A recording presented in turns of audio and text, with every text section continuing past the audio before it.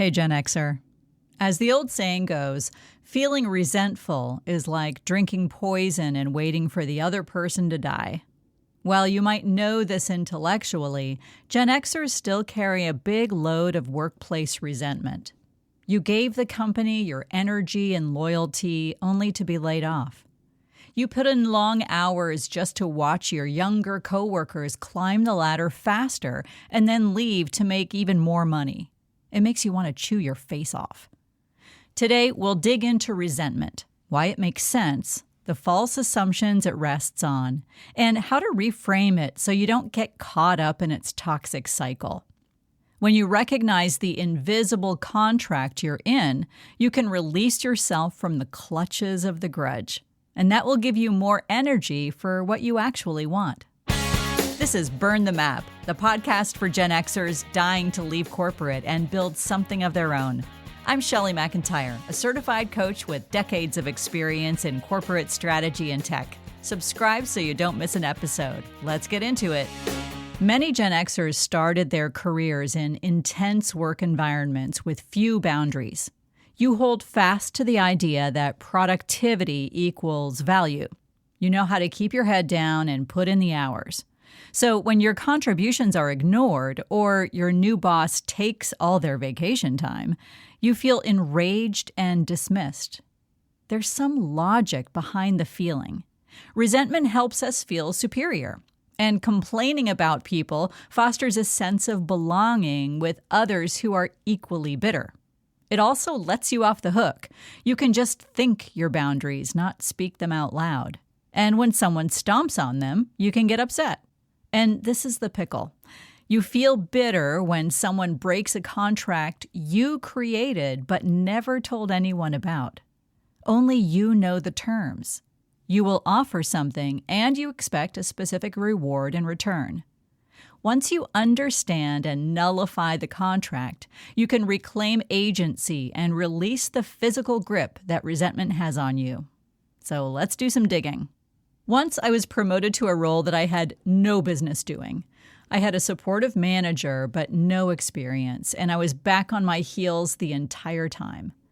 A talented guy on the same team started critiquing my work and managing my tasks. I panicked, feeling like I'd be fired or found out. Did I ask him for help? Hell no. Instead, I confronted him and told him to back off. I wasn't mad at him. I felt vulnerable about my confusion and inability to seek support. I envied his talent and couldn't get it for myself no matter how hard I tried. And worse, I didn't even want to learn what it would take to do the job well. So I also punished myself for my lack of interest. Peel back the moral high ground covering resentment and you'll find some sticky stuff. Envy, failure to recognize our own shortcomings, and an inability to set boundaries. Maybe you've felt the panic of powerlessness at work as you try to improve a system that will not be improved. You feel helpless about a company you tried to fix. You want to get out of there anyway, and then you resent the part of you that still cares.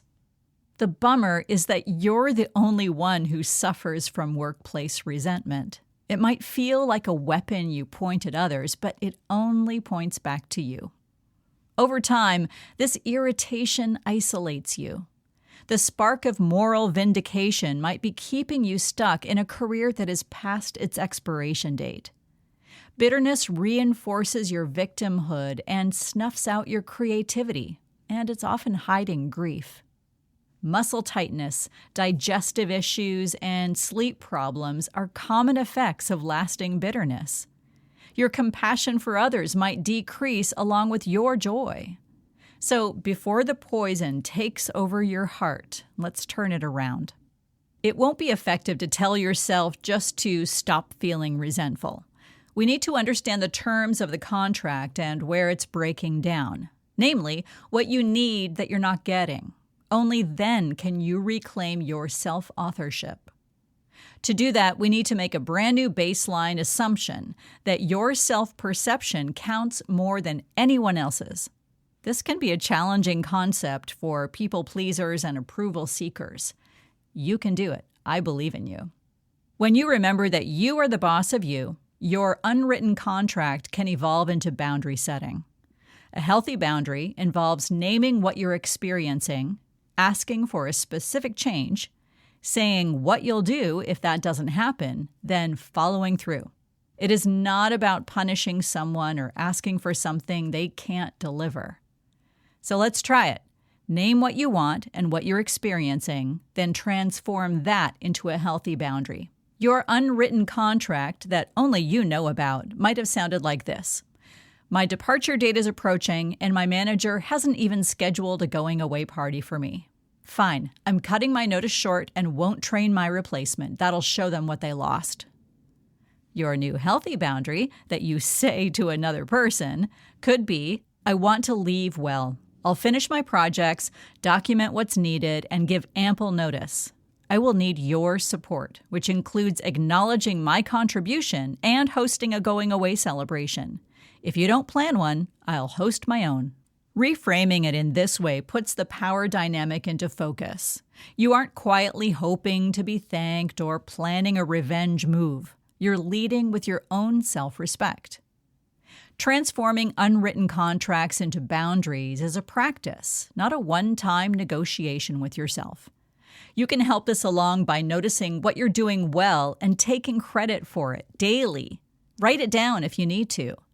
Over time, you'll be able to give yourself the approval that you outsourced to others for so long. Resentment is an energy hog. You're holding the bag and it's heavy.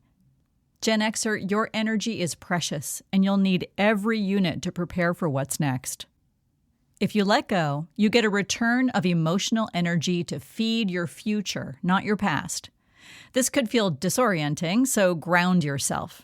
Take care of your body. Stay connected to positive friends. Don't spend time with bitter Bob. Creating new energy is great, but it needs to go somewhere. Let's get physical. Resentment is a feeling you store in your body. When I tune into mine, I feel it as a tightening in my chest. Yours could be in your shoulders, your jaw, your gut. To release it, try gentle stretching or opening of that area. I like to lie on the floor with a foam roller under my upper back. You might massage your jaw or do breath work. If you cry or shake, that's okay. You're releasing stored up negative energy. Letting go is its own weird form of grief. Even though resentment didn't feel good, it was familiar. Say goodbye. Getting free will be a relief. When you are released from resentment, you step more fully into a life that you author and evaluate. You're no longer feeding past grievances, and you're more able to accept what is instead of mourning what could have been. Letting go of workplace resentment is liberating, and it can inspire you to figure out what else you're holding on to. What old grievances are draining your energy, and what would be possible if you let them go? You can reignite your curiosity, let some joy back into your heart, and rest in the feeling that your value is unquestionable. It never worked anyway, so stop drinking the poison. Instead, burn the map and build what fits. Thanks for listening to Burn the Map. GenXer, you already have what you need to build a life that feels like yours. Want more tools and insights? Head to burnthemapcoaching.com. And if this episode sparked something, send it to a friend. It might be exactly what they need to hear.